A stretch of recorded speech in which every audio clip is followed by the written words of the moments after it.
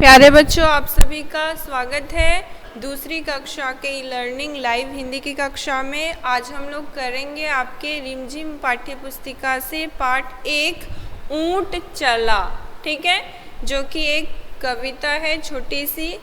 इसे जानने से पहले आपको समझना होगा ऊंट क्या है या ऊंट कैसा दिखता है, ठीक है। तो अगर आप लोगों ने ऊंट नहीं देखा है तो आप लोग अपने पाठ्य पुस्तिका में ही देख सकते हैं। कविता के नीचे ही ऊंट की चित्र दी गई है। देखिए, ऊंट की चित्र दी गई है। तो इस कविता में ऊंट के क्रियाकलापों के बारे में कहा गया है, ठीक है। ऊंट कैसा दिखता है और कैसा चलता है, ठीक है।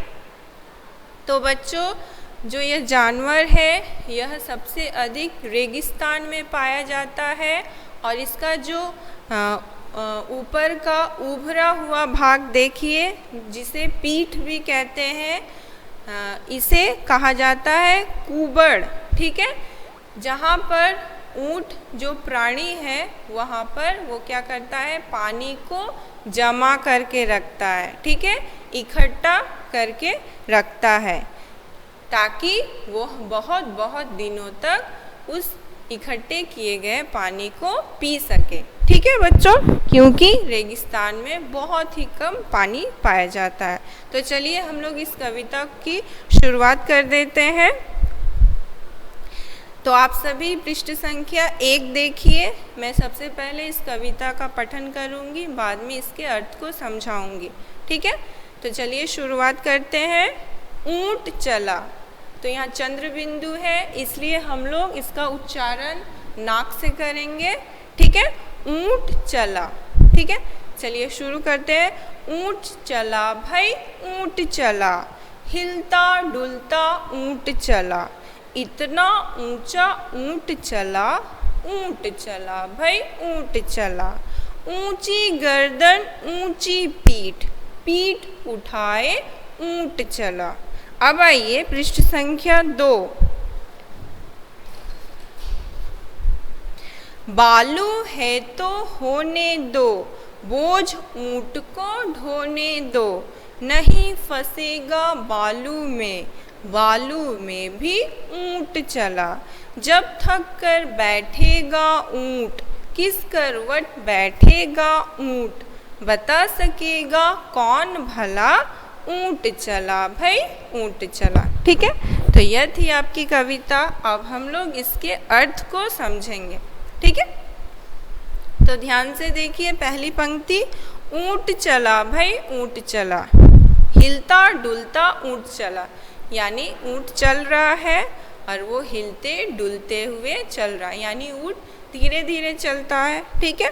इतना ऊंचा ऊंट चला भाई ऊंट चला, यानी ऊंट क्या है, ऊंचाइयों में चलता है, यानी वो ऊपर की ओर चलता ही जा रहा है, चलता ही जा रहा है, ठीक है बच्चों।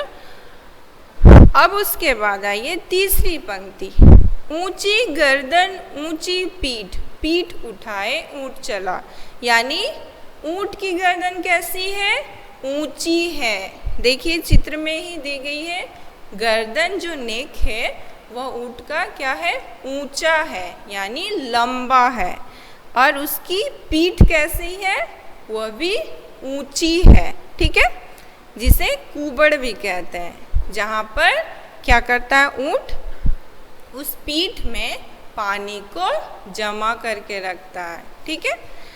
उसके बाद देखिए, पीठ उठाए ऊंट चला, यानी जो उसका उभरा हुआ भाग है, यानी पीठ, उसको उठाए हुए ऊंट चल रहा है। अब आइए पृष्ठ संख्या 2। बालू है तो होने दो, बोझ ऊंट को ढोने दो। बालू यानी बालू रहने पर भी ऊंट क्या करता है, बालू में भी चलता चला जाता है। बोझ ऊंट को ढोने दो, यानी बोझ का अर्थ यहाँ क्या है, ऊंट क्या करता है, बोझ यानी भारी सामान, ठीक है, भारी सामान को ढोता है, ठीक है। ढोना का अर्थ यहाँ पर है किसी वस्तु को एक जगह से दूसरे जगह ले जाना, यानी एक स्थान से दूसरे स्थान तक ले जाना। ठीक है।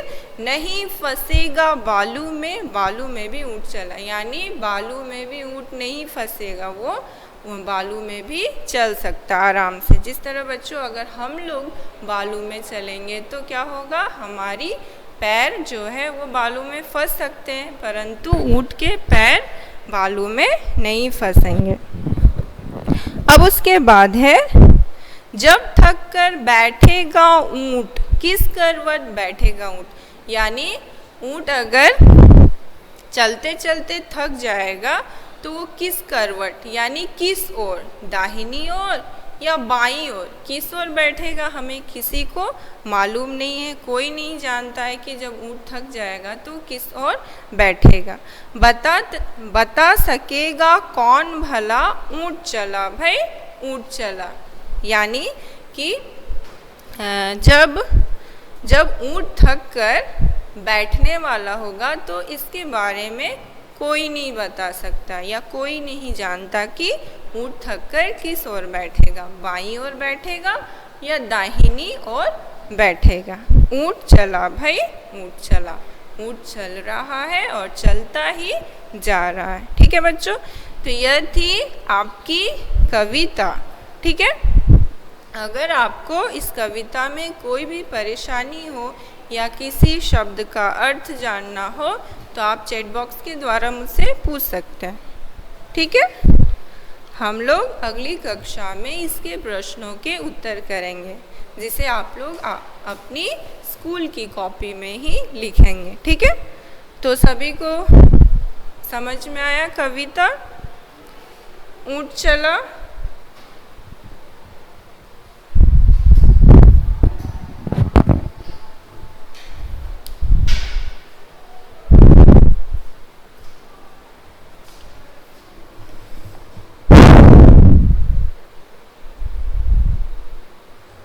अच्छा, किसी को कोई प्रश्न पूछना है इस पाठ से?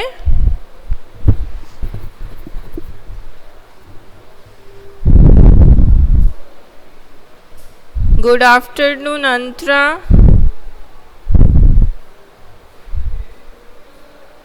आप बहुत लेट से क्लास ज्वाइन की है।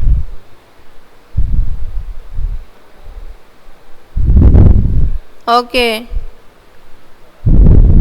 किसी को प्रश्न है तो पूछ सकते हैं मुझसे, इस पाठ से जुड़े हुए प्रश्न आप पूछ सकते हैं। ठीक है।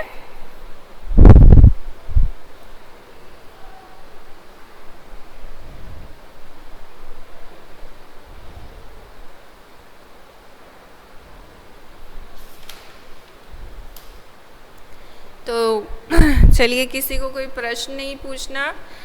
तो बच्चों, जो ऊँट, एक बार मैं बता दूं, जो ऊँट जानवर है वो रेगिस्तान में बहुत अधिक पाया जाता है। क्यों? क्योंकि रेगिस्तान में सवारी के लिए हमें कोई वस्तु नहीं मिल पाती, जिसके कारण वहाँ के लोग ऊँट का ही इस्तेमाल करते हैं। ठीक है। एक जगह से दूसरे जगह जाने के लिए। इसके साथ साथ ऊँट बोझ ढोने के भी काम में आता है, यानी वो बहुत सारे सामान को ढोता है तथा उसे एक जगह से दूसरे जगह लेकर जाता है। ठीक है।